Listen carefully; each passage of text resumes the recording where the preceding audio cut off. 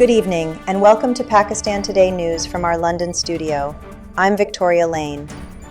We begin with developments in the Middle East, where the Donald Trump administration has sent a peace plan to Iran, signaling potential progress toward ending nearly a month-long conflict. In a significant move, Iran has announced it will allow non-hostile oil vessels to pass through the Strait of Hormuz, a key global energy route. The decision has already eased international concerns, with oil prices dropping shortly after the announcement. Diplomatic efforts are gaining traction, with Pakistan reportedly playing a facilitative role in possible talks. However, despite these positive signals, tensions remain high, and no formal ceasefire agreement has yet been finalized. In a related development, Pakistan's offer to mediate between the United States and Iran is being seen as a sign of growing diplomatic confidence. Speaking at a Capitol Hill symposium, experts highlighted Islamabad's emerging role as a stabilizing force in a volatile region.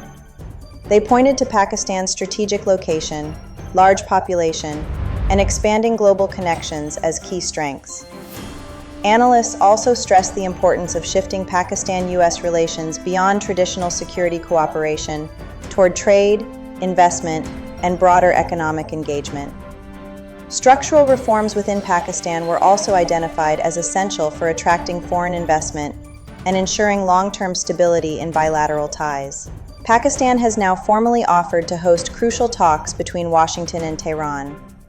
Prime Minister Shehbaz Sharif proposed Islamabad as a neutral venue, following reports that the United States requested Pakistan's involvement after weeks of quiet diplomatic engagement. Sources indicate that Pakistan has maintained continuous communication with Iranian officials, while countries such as Qatar and Turkey are also supporting efforts to ease tensions.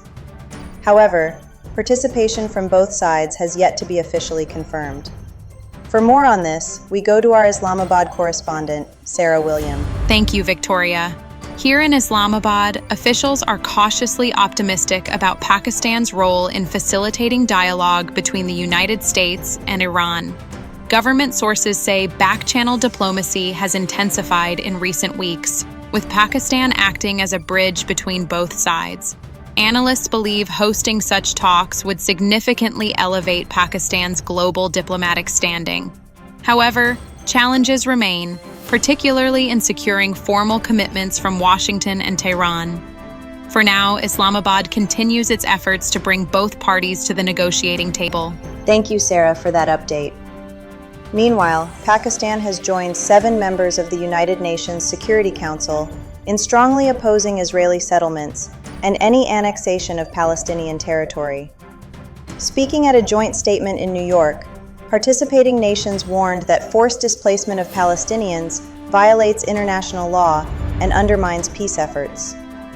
Pakistan's UN envoy emphasized that any changes to the status of occupied territories, including East Jerusalem, threaten the prospects of a just and lasting resolution. Israel, however, has reiterated that it will continue its military operations until its objectives are achieved, further complicating the regional situation. In another major escalation, the United States is considering deploying around 3,000 troops from its elite 82nd Airborne Division to the Middle East. Reports suggest the move is aimed at strengthening military readiness amid rising tensions with Iran. At the same time, Israel has launched a wave of strikes targeting sites in Isfahan and other locations. Iran claims that a projectile struck its Bushehr nuclear facility and has warned of serious consequences. Drone attacks have also reportedly hit Tel Aviv, including Ben Gurion Airport, marking a sharp intensification in hostilities across the region. Turning to regional peace efforts, clerics from Pakistan and Afghanistan have jointly appealed to both governments to extend the current pause in hostilities, initially declared for Eid al-Fitr, until Eid al-Adha. The appeal, signed by religious scholars and tribal leaders, calls for a peaceful environment to allow pilgrims to perform Hajj without disruption.